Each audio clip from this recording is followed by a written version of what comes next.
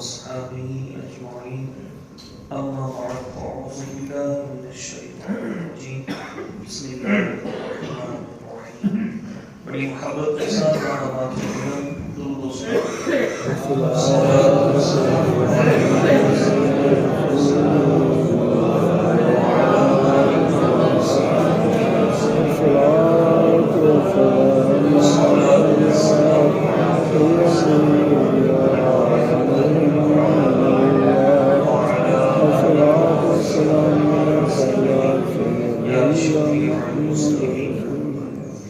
سیدنا موسیٰ علیہ السلام کا ذکر ہو رہا تھا کہ اللہ تعالیٰ نے ان کو معجزات عطا فرما کر ایک تو وہ اپنی لاٹھی کو زمین پر پھینک دیتے تو وہ اژدہا بن جاتا تھا، اور دوسرا وہ اپنے ہاتھ کو گریبان میں ڈالتے تھے تو وہ اتنا روشن ہو جاتا کہ سورج کی روشنی اس کے سامنے کم پڑ جاتی، مان پڑ جاتی۔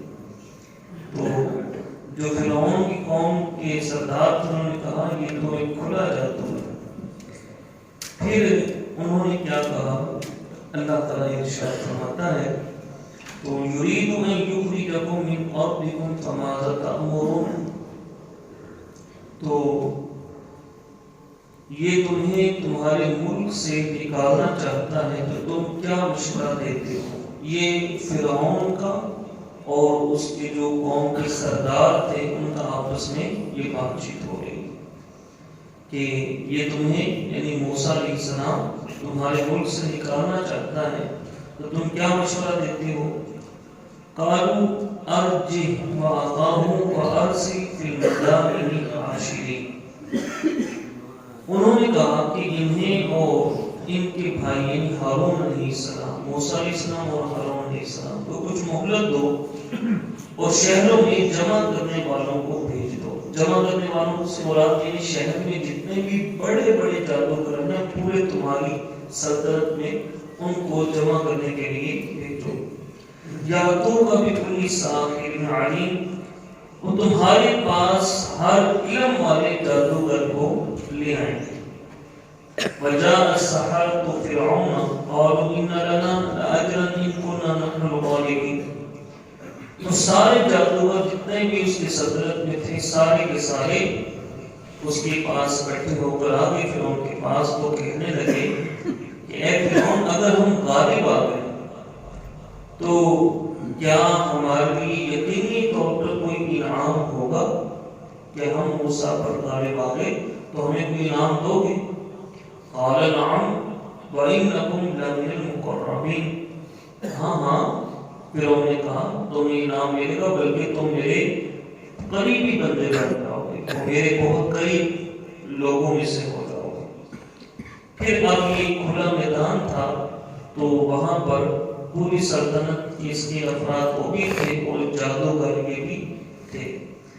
ان جادوگروں نے ایک ادب والی بات کی، وہ کیا بات کی، قالوا یا موسیٰ اما ان تلقی و اما ان نکون نحن الملقین، جادوگروں نے کہا اے موسیٰ یا تو آپ اپنا عصا ڈالیں یا ہم کچھ ڈالتے ہیں، یعنی اجازت مانگی نا کہ آپ پہلے ڈال لیں یا ہم کچھ ڈالتے ہیں۔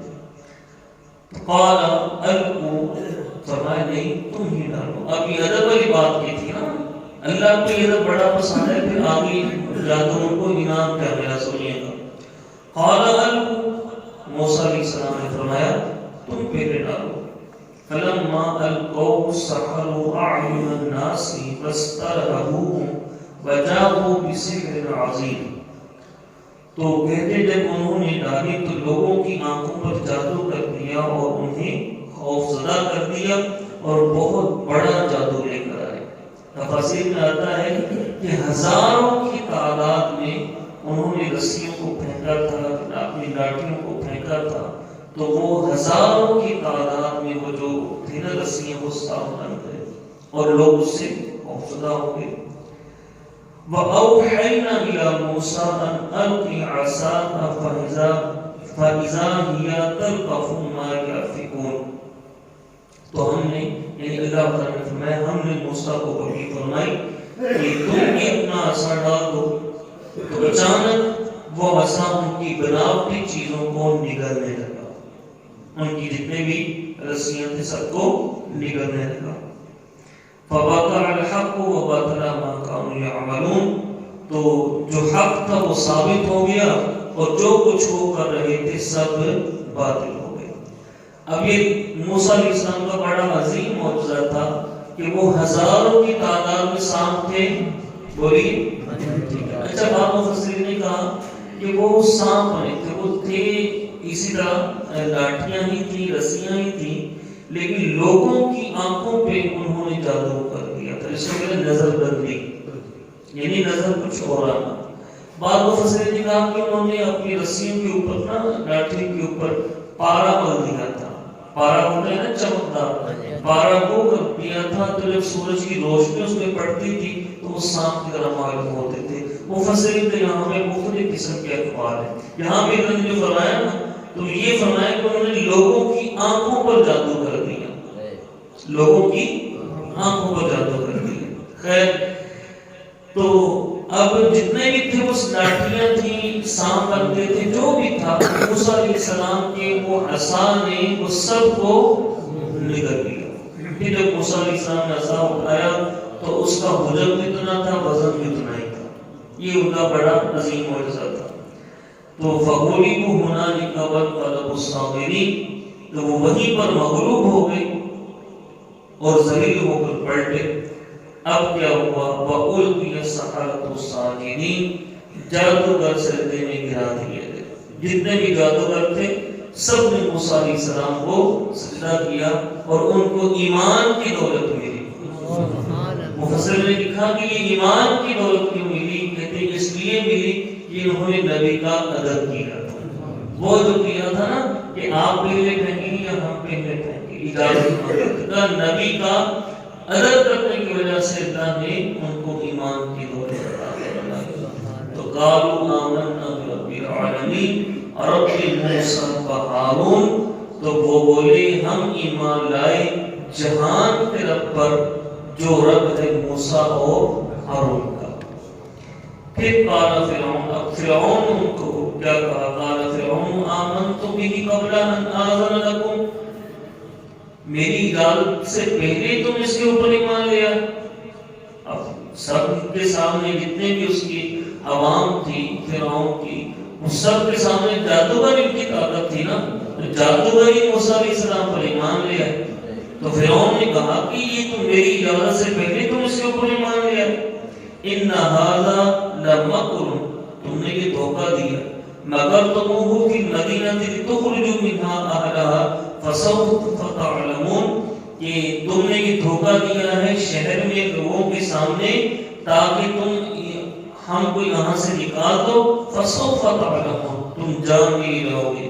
لأقطعن أيديكم وأرجلكم من خلاف ثم لأصلبنكم أجمعين، تو پھر یہ فرعون نے کہا جادوگروں کو، میں تمہارے ہاتھوں کو بھی کاٹوں گا، تمہارے پاؤں کو بھی کاٹوں گا، پھر تم سب کو میں سولی پہ لٹکاؤں گا۔ قالوا انا الى ربنا منقلبون، اب وہ تو ایمان لا چکے تھے تو انہوں نے جتنے بھی جادوگر تھے سب نے یہ کہا کہ بولے ہم اپنے رب کی طرف ہی پھرنے والے ہیں، جو تم نے کرنا ہے کر لو، ہم تو اپنے رب کی طرف ہی پھرنے والے ہیں۔ وما تنقموا منا الا ان آمنا بآیات ربنا لما جاءتنا ربنا افرغ علینا صبرا وتوفنا مسلمین، تو پھر انہوں نے یہ کہا اے ہمارے رب ہم پر صبر انگھیر دے اور ہمیں حالت اسلام میں موت عطا فرما، ہمیں حالت اسلام میں موت عطا فرما۔ تو پھر اس کے بعد جو معاملہ ہوا تو انشاءاللہ یہ کر بیان کروں گا۔ یہ دیکھیں کہ اس نے کیا کہا تھا میں ہاتھ بھی کاٹوں گا پاؤں بھی کاٹوں گا، تو یہ موسیٰ علیہ السلام کو جادوگر تھے ان کا، جو اب ہمارے آقا صلی اللہ علیہ وسلم کے صحابہ پر بھی یہ کافر میں بڑے ظلم کیے تھے۔ ایک صحابی ہیں ان کا نام تھا خبیب بن عدی، یہ ایک حاتم تائی کا نام سنا ہے نا، حاتم تائی کے جو بیٹے تھے ان کا نام تھا عدی، یہ صحابی رسول تھے عدی بن حاتم، ان کے تھے خبیب، ان کا نام تھا بیٹے خبیب بن عدی. تو ان کو کافروں نے پکڑ لیا. اس وقت یہ صلح نامہ بھی نہیں لکھا گیا تھا کوئی ایسا معاملہ. تو بدر میں بھی شہید کے قتل ہوئے تھے، احد میں بھی قتل ہوئے تھے. تو خبیب بن عدی کو کافروں نے پکڑ لیا، مکہ پاک میں لے آئے. تو سارے جتنے بھی تھے نا کافر سب نے کہا بھائی ہم نے ان کا ایک غلام پکڑے جس کا جو ہوا ہے نا قتل ہوا ہے بدر میں ایک جگہ پہ، تو یہ اس سے بدلہ لیتے ہیں. اب ان کو ایک اونچی جگہ پر لٹکا دیا گیا. تو ان کے جسم کے ٹکڑے ٹکڑے کیے، ایک ایک ٹکڑا جو ہے وہ کیا گیا. ٹکڑے ٹکڑے کر کر پہلے پاؤں کاٹے، پھر ہاتھ کاٹے، پھر آنکھیں، پھر کان، پھر ناک، اس طرح ٹکڑے ٹکڑے کر کر ان کو شہید کیا گیا. تو یہ اسی بات پہ قائم رہے.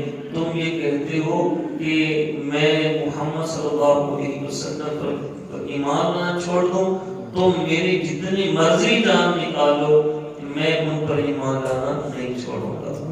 تو کئی صحابہ کی اس طرح کے واقعات ملتے ہیں. اللہ تعالیٰ ہمیں